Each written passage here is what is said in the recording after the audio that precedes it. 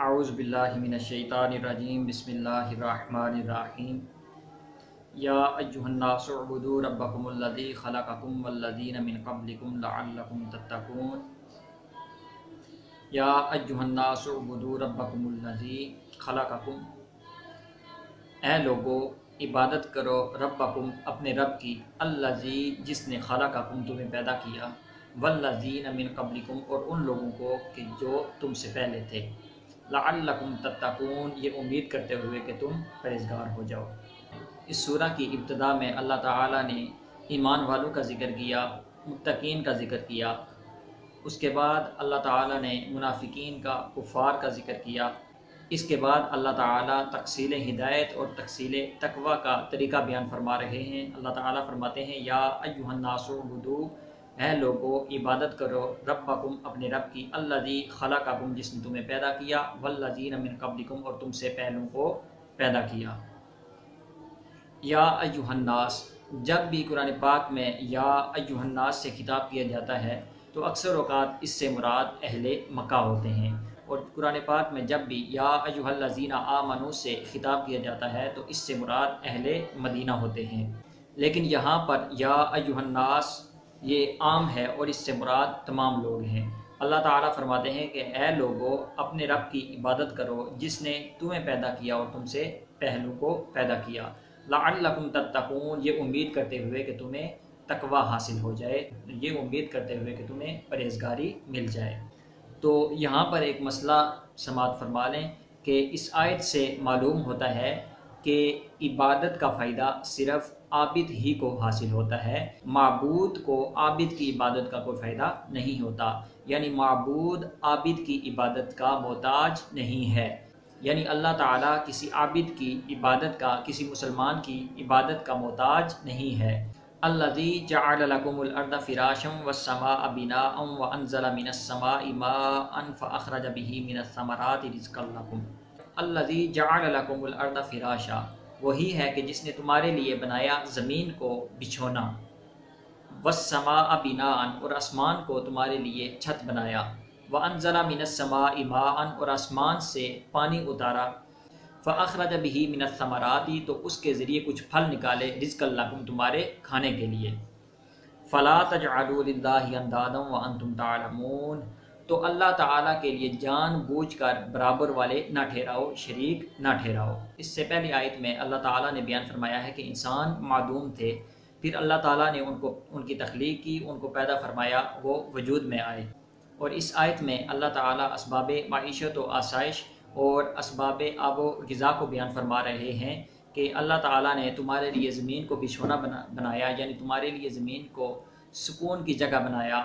رہنے کی جگہ بنایا، اور آسمان کو تمہارے لیے چھت بنایا، اور پھر آسمان سے تمہارے لیے بارش کا نزول فرمایا تاکہ زمین سے تمہارے کھانے کے واسطے رزق نکالے،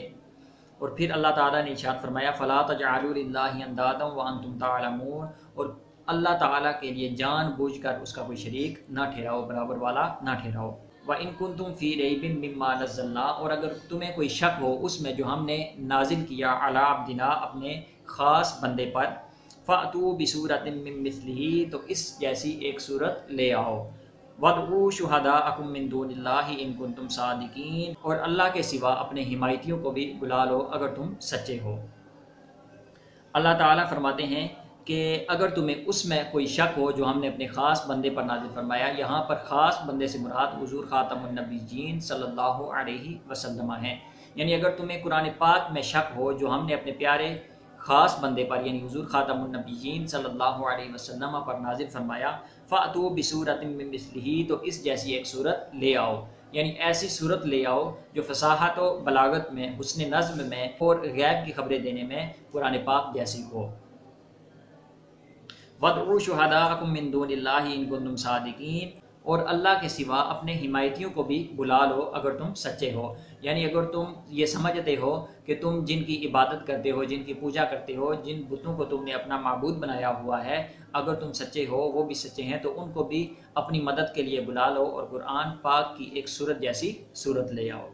فَإِن لَّمْ تَفْعَلُوا پھر اگر نہ لا سکو، وَلَن تَفْعَلُوا اور تم ہرگز نہ لا سکو گے، فَاتَّقُوا النَّارَ الَّتِي وَقُودُهَا النَّاسُ وَالْحِجَارَةُ تو پس ڈرو اس آگ سے کہ جس کا ایندھن انسان اور پتھر ہیں، اعدت للکافرین جو تیار کی گئی ہے کافروں کے لیے۔ فَإِن لَمْ تَفْعَلُوا وَلَن تَفْعَلُوا، پھر اگر تم نہ لا سکو اور تم ہرگز نہ لا سکو گے، یعنی اللہ تعالیٰ ارشاد فرماتے ہیں کہ اگر تم نہ لا سکو، اور اللہ تعالیٰ کے علم میں تھا، اللہ تعالیٰ جانتے تھے، اللہ تعالیٰ نے فرمایا کہ تم ہرگز نہیں لا سکو گے۔ فَاتَّقُوا النَّارَ الَّتِي، تو پس تم ڈرو اس آگ سے، الَّتِی جو وقودها الناس کہ جس کا ایندھن انسان والحجارہ اور پتھر ہیں۔ یہاں پر پتھر سے مراد وہ بت ہیں کہ جو کفار نے اپنی عبادت کے لیے بنائے ہوئے تھے، یعنی جن کو کفار پوجتے تھے، اپنا معبود سمجھتے تھے، اپنا بھگوان سمجھتے تھے۔ اللہ تعالیٰ نے بیان فرمایا کہ تمہارے وہ معبود یعنی جن کی تم پوجا کرتے ہو، جن کی تم عبادت کرتے ہو، جہنم میں وہ تمہارے ساتھ ہی جلیں گے۔ اعدت للکافرین، وہ آگ، وہ جہنم جو کافروں کے لیے تیار کی گئی ہے۔ وبشر الذین آمنوا وعملوا الصالحات، اور خوشخبری دو ان لوگوں کو جو ایمان لائے اور نیک کام کیے۔ ان لہم جنات تجری من تحتها الانہار، کہ ان کے لیے جنت ہے کہ جس کے نیچے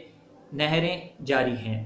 کلما رزقوا منها من ثمرات رزقا، جب انہیں اس باغ میں سے، اس جنت میں سے کھانے کے لیے کچھ پھل دیا جائے گا، قالو، تو وہ کہیں گے، ھذا الذی رزقنا من قبل، یہ وہی پھل ہے، یہ وہی رزق ہے جو ہمیں پہلے دیا گیا تھا۔ وَأُتُوا بِهِ مُتَشَابِهًا، اور انہیں ایک دوسرے سے ملتا جلتا پھل دیا جائے گا۔ وَلَهُمْ فِيهَا أَزْوَاجٌ مُطَهَّرَةٌ، اور ان کے لیے اس میں یعنی جنت میں پاک بیویاں ہوں گی۔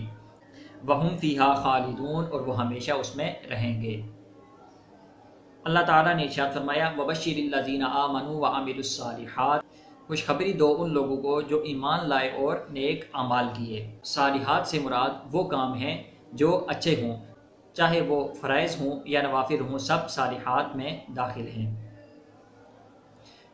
یہاں پر اللہ تعالیٰ نے اعمال صالحہ کا عطف ایمان پر کیا، تو اس سے معلوم ہوتا ہے کہ ایمان کے بغیر اعمال صالحہ قابل قبول نہیں ہیں۔ یعنی کفار بے شک نیک کام کرتے رہیں، اعمال صالحہ کرتے رہیں، انہیں ان اعمال صالحہ کا، ان نیکیوں کا کوئی اجر نہیں ملے گا، کوئی فائدہ حاصل نہیں ہوگا۔ ان لہم جنات تجری من تحتها الانہار، اللہ تعالیٰ فرماتے ہیں کہ خوشخبری دو ان ایمان والوں کو کہ جنہوں نے نیک عمل بھی کیے، کہ ان کے لیے جنت ہے، ایسی جنت کے جس کے نیچے نہریں رواں ہیں۔ کلما رزقوا منها من ثمرات رزقا، جب بھی انہیں اس جنت میں کھانے کے لیے کچھ رزق دیا جائے گا، کچھ پھل دیا جائے گا، قالو، تو وہ کہیں گے، ھذا الذی رزقنا من قبل، یہ وہی پھل ہے جو ہمیں پہلے دیا گیا تھا۔ وَأُتُوا بِهِ مُتَشَابِهًا،